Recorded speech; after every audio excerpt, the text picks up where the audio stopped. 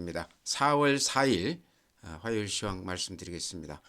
오늘 시장은 양시장 모두 약간 플러스가 나면서 끝났습니다. 그렇지만 시장 내용을 보면요, 오늘 큰 변화가 있었다 이렇게 말씀을 드립니다. 다름 아니라 오늘 이제 그동안의 시장을 리드해 왔던 배터리 소재주들이 오늘 좀 이렇게 깊게 조정을 받으면서 그 외에 그동안에 좀 이렇게 좀 조정을 받았던 예를 들어서 바이오, 게임, 엔터 이런 종목들이 오늘 이렇게 키 맞추기를 하면서 조금 반등을 해줬습니다. 그래서 앞으로 이제 시장이 어떻게 변화할지는 모르겠지만 일단 그동안에 급등을 했었던 배터리 소재주들이 오늘 이렇게 좀 주춤했다는데 좀 그 어떤 의미가 있는 것 같아요. 오늘 시장이요. 거래소가요 오늘 0.33% 올랐습니다. 2,480포인트고요. 코스닥이 플러스 0.26%, 857포인트입니다. 그래서 전체 시장으로는 보합 플러스 정도에서 이렇게 끝내줬다. 거래소 오늘 그 거래 대금을 보면요, 12조 7천억입니다. 지금 4일째 거래소가 10조를 이렇게 넘어가고 있는데요. 12조 7천억이라고 그러면 그래도 꽤 늘어난 거죠. 5조까지도 이렇게 떨어졌다가 거래소가 거의 거래가 안 되다가 최근 들어서 거래 대금이 이렇게 좀 늘어나고 있습니다. 거래 대금이라는 게 시장에 힘을 보여준다고 그랬을 때 거래소 쪽으로 시장의 힘이 관심이 조금씩 이렇게 확산돼 가고 있다 이렇게 말씀드리면 될 것 같아요. 코스닥은 오늘 13조입니다. 여전히 코스닥 쪽이 거래가 많습니다. 그렇지만은 추세로 봤을 때 15조까지 갔다가 13조니까 조금 주춤했다. 거래 대금이 아직도 코스닥이 거래소보다는 조금 더 많지만요. 그 규모가 조금 줄었다 이런 얘기죠. 거의 비슷해졌죠. 오늘 이제 그래프 보면은 이런 모양입니다. 이렇게 상단 이렇게 그 보면요. 여전히 이 상단에 부딪히는 모습이죠. 요거를 뚫는다고 그러면 상당히 분위기가 좀 바뀔 것 같다. 요 2,500 언저리 여기를 벗어나게 되면요 그렇게 매물이 두텁지 않습니다. 그 위로는. 그래서 2,500만 벗어난다고 그러면 조금 시장을 기대해봐도 되지 않겠나 이렇게 생각을 하는데요.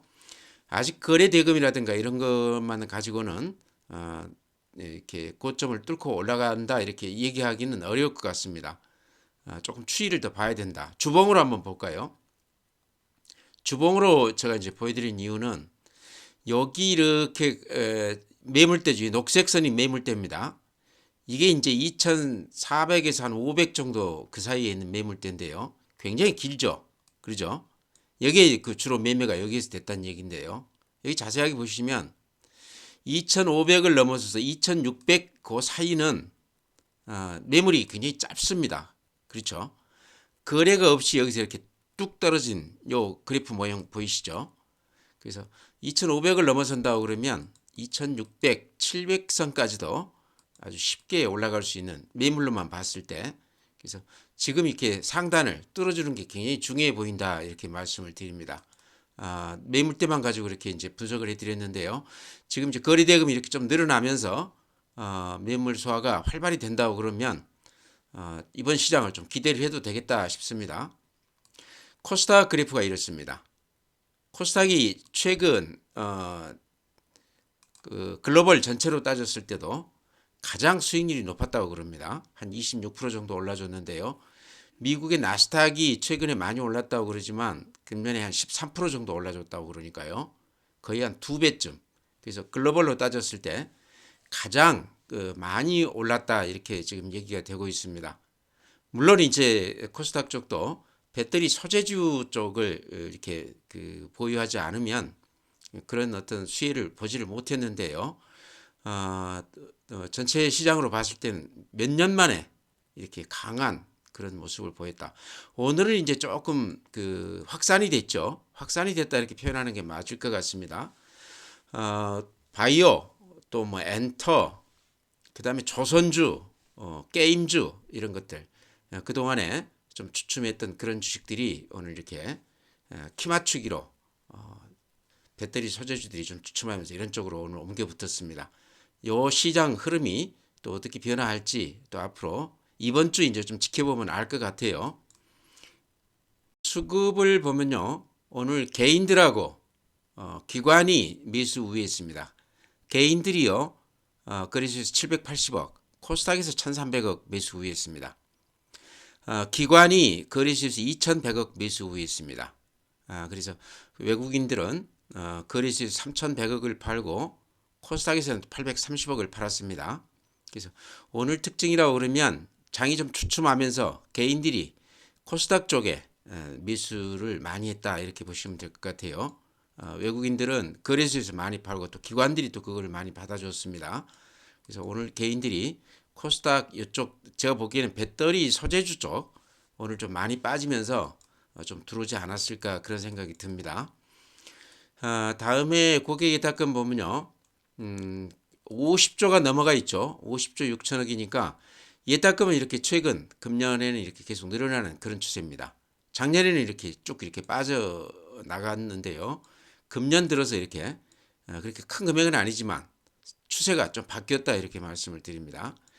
다음에 지금 시장에서 굉장히 중요한 그 지표가 될 텐데요. 신용융자금이요. 지금 18조 6천억입니다.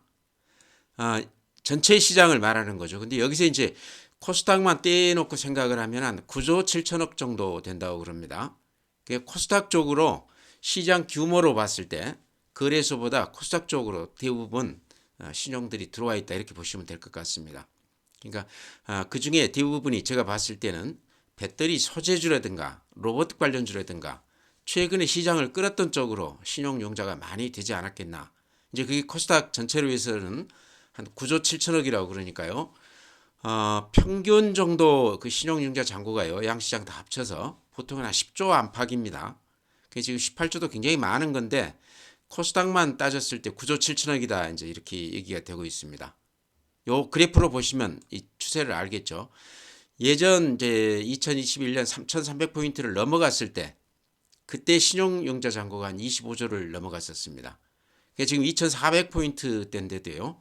18조 6천억이면 신용이 굉장히 많이 들어와 있다 이렇게 말씀을 드립니다. 왜 이렇게 이제 강조해서 말씀드리냐고 그러면요. 지금 오늘 배터리 소재주들이 좀 주춤했지 않습니까? 한 3% 4% 이렇게 빠져줬는데 최근 그 시장 흐름으로 봤을 때 코스닥 그 신용융자가 대체로 배터리 소재주 쪽으로 많이 들어가지 않았겠나. 로봇 관련주도 마찬가지고요. 그래서 이제 아주 바닥에서 들어오신 분들은 상관이 없는데 끝에 끝물에 이렇게 들어오신 분들이 지금 선물로 들어오셨다고 그러면 신용으로 들어오셨다고 그러면 조금 지금 아마 오늘 좀 걱정이 좀 되실 것 같아요. 근데 제가 보기에는 지금까지 관례를 봤을 때는 신용이 대체로 풀로 들어와 있을 때는 꼭지가 강세장의 한 7부, 8부 능선일 경우가 많더라. 그래서 살짝 이익을 내주는 듯 하다가 나중에는 결국은 신용하시는 분들한테 손해를 많이 주는 그래서 이제 담보 미달돼서 깡통 계좌 나오고 이제 그런 어떤 좋지 않은 결과가 나는데요.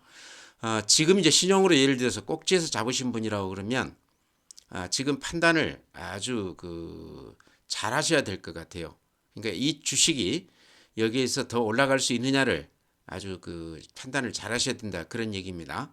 아니다 싶으면 여러 가지 지표로 봤을 때 그 종목에 대해서 믿음이 없다 그러면 지금은 이제 오늘 처음 이렇게 빠진 거기 때문에 꼭지에서 신용을 사셨더라도 빠져나올 기회는 충분히 있다고 저는 생각을 합니다. 그래서 지금 잘 보셔야 된다 이렇게 말씀을 드립니다.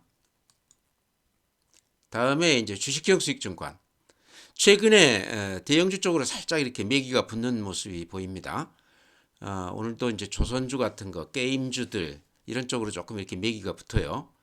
방산주들도 오늘 조금 이렇게 모양이 괜찮습니다. 최근에 외국인들이 방산주들을 많이 사고 있어요. 그래서 조금 이따 제가 방산주 쪽 좀 얘기 좀 해드리려고 그럽니다. 그러면서 이렇게 지금 주식형 수익증권, 펀드 쪽으로 돈들이 이렇게 조금 들어오고 있습니다. 근 한 달 이렇게 조금 들어오고 있죠. 이렇게 펀드 쪽으로 돈들이 들여다 보면 대형주들이 조금 되는 그런 시장이 됩니다. MMF는 이렇게 많이 줄었습니다. 금년 초로 따지면 한 40조 늘었다가 지금은 한 절반 정도가 이렇게 빠져나갔는데요. MMF는 언제든 시장이 된다고 그러면 주식 쪽으로 이렇게 돈들이 들어올 수 있는 그런 자금이다. 주변 자금이다. 이렇게 말씀을 드렸습니다. 시장은요. 어제 다들 좋았습니다. 다우가 0.98%. 모양이 이렇게 보이시죠? 최근 한 6개월간 그렇게 하락세를 보이다가 근 한 달간 이렇게 다시 이렇게 조금 회복을 하고 있습니다. 나스닥 그래프 이렇게 보이시죠? 앞에 고점 부근에 이렇게 다다랐는데 어제는 마이너스 0.2%입니다. 그렇죠? 모양은 괜찮아요. S&P 500 플러스 0.37%. 이것도 마찬가지로 앞에 고점까지 이렇게 거의 다다랐습니다. 그래서 최근에 반등세가 만만치 않다. 이제 애플도 많이 올랐고요. 그다음에 빅테크 주식들 또 은행주들도 많이 빠졌다가 최근에는 하락세가 이렇게 좀 멈추는 하락이 저지가 되는 그런 모습을 보이고 있습니다. 니케이 일본 시장은 오늘 0.3% 올라줬습니다. 거의 앞에 고점 부근 이렇게 회복이 되어 있습니다. 우리나 미국이나 일본은 비슷합니다. 대만도 마찬가지입니다. 보니까 오늘 장중에 앞에 고점을 넘기는 그 정도로 이렇게 강한 시장입니다. 0.12%, 상해 플러스 0.49%, 항생 홍콩 지수입니다. 마이너스 0.4%. 오늘 좀 밀리긴 했지만 전체 흐름은 좀 이렇게 반등세다 이렇게 말씀을 드립니다. 독일 플러스 0.24%. 앞에 고점 다시 이렇게 다다랐죠. 프랑스 0.19%. 그래서 해외 시장은 다들 좋다. 지금 오늘 우리 시장하고 비슷하다 이렇게 말씀을 드립니다. 오늘 이제 시장 변화가 좀 있었죠. 배터리 소재주들이 좀 주춤하면서 방산, 게임, 엔터, 바이오 이런 쪽들이 골고루 이렇게 올라줬습니다.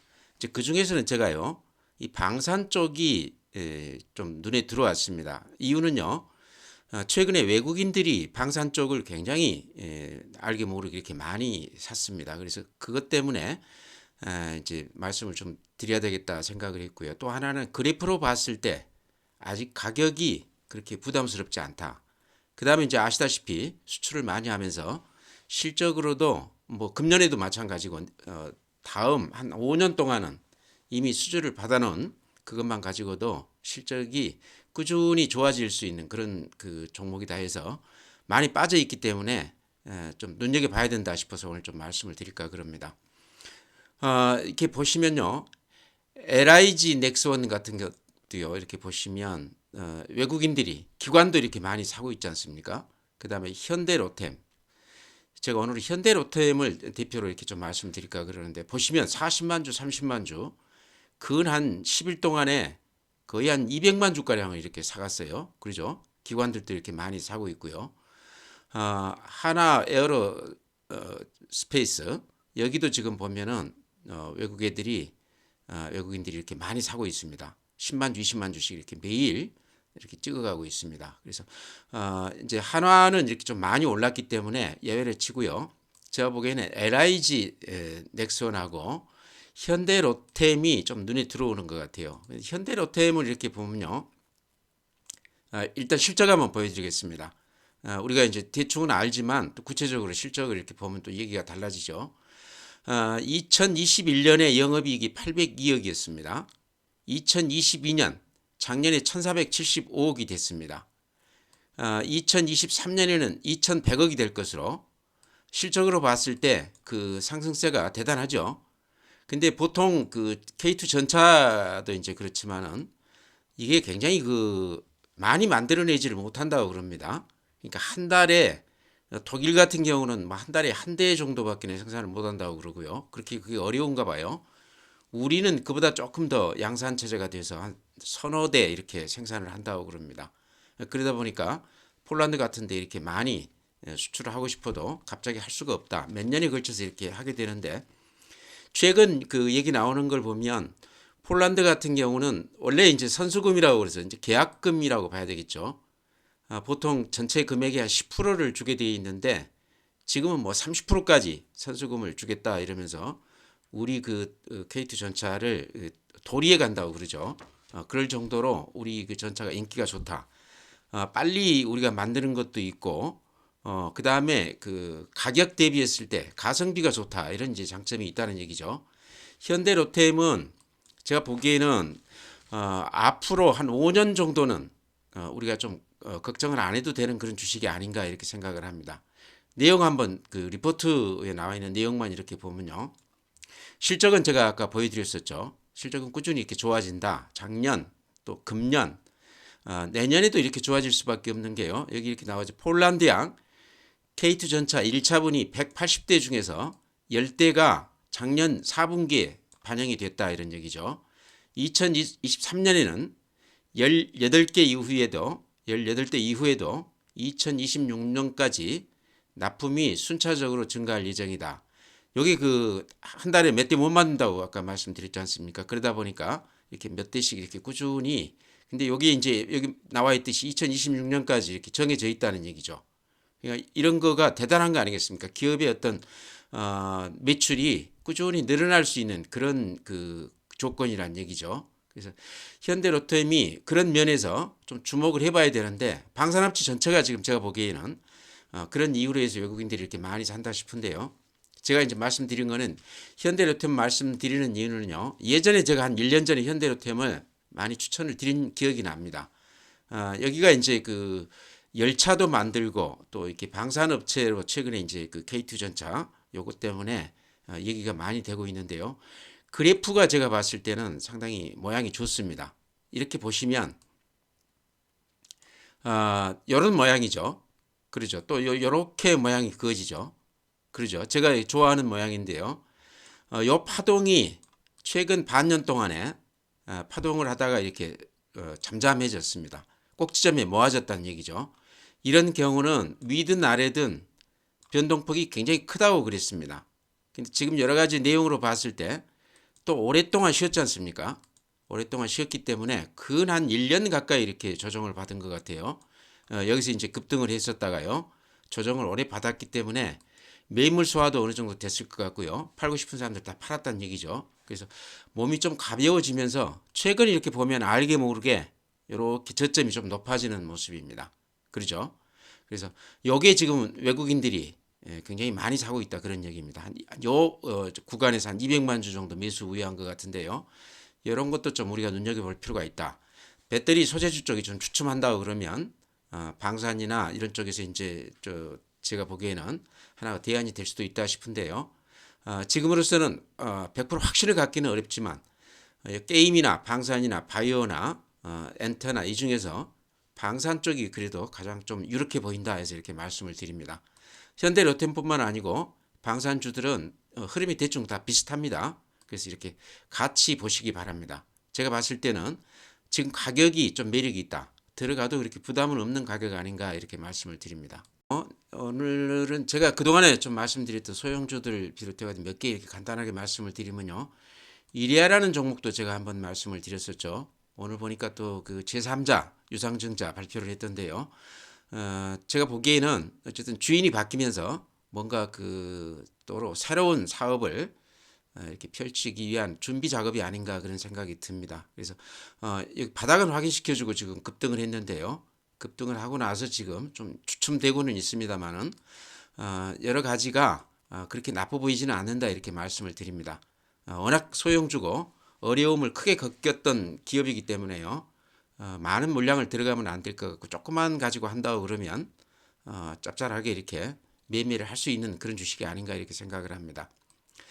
또 하나 이제 한스바이오메드 그 여성 가성 보형물 이쪽에서 사고가 나서 주가가 한 세 토막이 났죠. 3만 원짜리가 10,000원 이하까지 이렇게 빠졌다가 지금 다시 15,000원대까지 바닥에서부터 이렇게 조금 올라주는 맛이 있습니다. 그렇지만 여기가 지금 여러 가지 그 아이템이 굉장히 좋습니다. 인공뼈, 인공피부 또 그 리프팅이라고 그러죠. 그 이렇게 피부들 당겨있는 그쪽. 그게 지금 굉장히 그 매출에 큰 기여를 하고 있다고 그러는데요. 그런 걸로 봤을 때 이제 흑자 기조로 접어들어서 그게 이제 이렇게 쭉 유지가 된다고 그러면 추세적으로 금년에 이제 흑자 기조만 안착이 된다고 그러면 한스바이오메드는 지금 상승세 이거를 조금 더 이어갈 수도 있겠다 하는 생각이 들어요. 일봉으로 보니까 좀 이렇게 너무 많이 올라서 부담스러운데요. 주봉으로 보면 이런 모양이거든요. 이 사고가 나서 여기서부터 이렇게 따지면요. 이렇게 보시면 2020년 9월 7일 날 27,800원에서부터 9,000원대까지 빠졌다가 지금 이렇게 15,000원 왔거든요. 근데 지금 이제 작년에 일단 9월 법인인데요. 흑자 기조 접어들었는데 금년에는 그래도 어느 정도 흑자가 계속 이렇게 유지가 될 것 같아요. 그런 걸로 봤을 때 한스바이오메드는 지금 가격도 그렇게 큰 부담은 되지 않는다. 밀린다고 그러면 조금 들어가도 되는 주식 아닌가. 이렇게 양봉을 내면서 뻗어가는 그런 것도 상당히 제가 보기에는 파워풀하다 생각이 되거든요. 밑에 거래도 이렇게 좀 실리고 있죠. 그래서 그동안에 아마 물린 분들은 대충 다 팔았지 않나. 지금 들어오신 분들은 새로운 세력이지 않나 이런 생각이 들어요. 그래서 한스바이오도 좀 눈여겨보자 이렇게 말씀을 드립니다. 네, 다음에는 어제도 제가 말씀을 드렸는데 SPG가 오늘 2.8% 빠졌는데요. SPG는 로봇 관련주 중에서 그래도 가장 실적이 뒷받침이 되는 기업이기 때문에요. 뭐 급락하거나 그러지는 않을 것 같아요. 그렇지만 밑에서 저점에서 매수해서 이익이 많이 나 있다고 그러면 좀 이렇게 나눠서 올라갈 때마다 이익 실현을 좀 하셔도 되는 구간 아닌가. 길게 본다고 그러면 뭐 가지고 가셔도 크게 제가 보기에는 그렇게 걱정을 할 주식은 아닙니다. 그렇지만 그래도 이렇게 팔아서 현금화를 시켜야 또 그런 맛이 있죠. 팔아서 또 이렇게 수익을 챙기는 그런 맛도 있습니다. 주식하다 보면. 그래서 좀 팔기도 하면서 가자 이렇게 말씀을 드리고요. 그와 비슷한 걸로 성일하이텍도 제가 아주 초창기에서부터 추천을 드려서 근 한 2배 정도 수익이 났던 주식인데요. 그렇게 많이 빠진 건 아닙니다. 많이 빠진 건 아니지만 최근 분위기가 그동안에 급등했던 주식들이 좀 이렇게 조정을 받는 분위기거든요. 배터리 소재주도 마찬가지고요. 그래서 이런 것도 조금 반등할 때마다 단계적으로 좀 이익을 실현하자. 제가 지금 며칠째 이렇게 말씀을 드리는데요. 특히 이제 성일하이텍은 요 21선이 살짝 깨졌습니다. 그래서 21선 깨지는 것은 굉장히 좋지 않은 신호입니다. 그래서 이런 걸로 봤을 때 반등할 때 조금 이렇게 현금화를 좀 시키자 이렇게 말씀을 드립니다. 그러면 제가 이제 매일 에코프로나 에코프로 BM 이런 것들 말씀을 드리는데요. 제 얘기는 그거죠. 추세가 아직은 이렇게 깨졌다 얘기하기는 어렵지만 많이 오른 주식이다. 그래서 여기에서 더 욕심내지 말고 이것도 좀 이익 실현을 좀씩 해 나가자 이제 그런 말씀을 드렸는데요. 어찌 보면 상식 차원에서 말씀드린 거죠. 이게 뭐 분석을 하고 이렇게 말씀드리기에는 지금 너무 많이 올라 있기 때문에 제가 보기에는 아마 제 구독자분들은 대충 좀 팔았지 않았을까 싶어요. 이익 실현들을 좀 하지 않았을까 싶은데요. 그래도 혹시 안 파신 분이 계시다고 그러면 지금쯤은 이제 분할해서 이렇게 조금 매도를 하는 게 좋아 보인다. 급등주 예전 급등주들 이렇게 보면요. 카카오 같은 게 또 한때 대단했지 않습니까? 주봉으로 이렇게 보면은 카카오 예를 들면 작년, 재작년 가장 얘기가 많이 된 주식이 카카오 네이버입니다. 플랫폼 관련해서 근한 1년 반 정도에서 이렇게 급등을 했습니다. 한 10배 정도 올라줬었죠. 그러고 나서 지금 근한 2년간 이렇게 조정을 받고 있습니다. 급등주가 이런 모양이라는 얘기죠. 또 하나 우리나라 대표 기업 삼성전자를 볼까요? 삼성전자도 보면요. 이게 한 4만 원대에서부터 따지면 9만 원대까지니까 2배 이상 올랐죠. 한 1년 안 되는 기간 동안에 이렇게 급등을 했습니다. 그랬다가 근 2년 반 동안 이렇게 지금 하락세를 보이고 있습니다.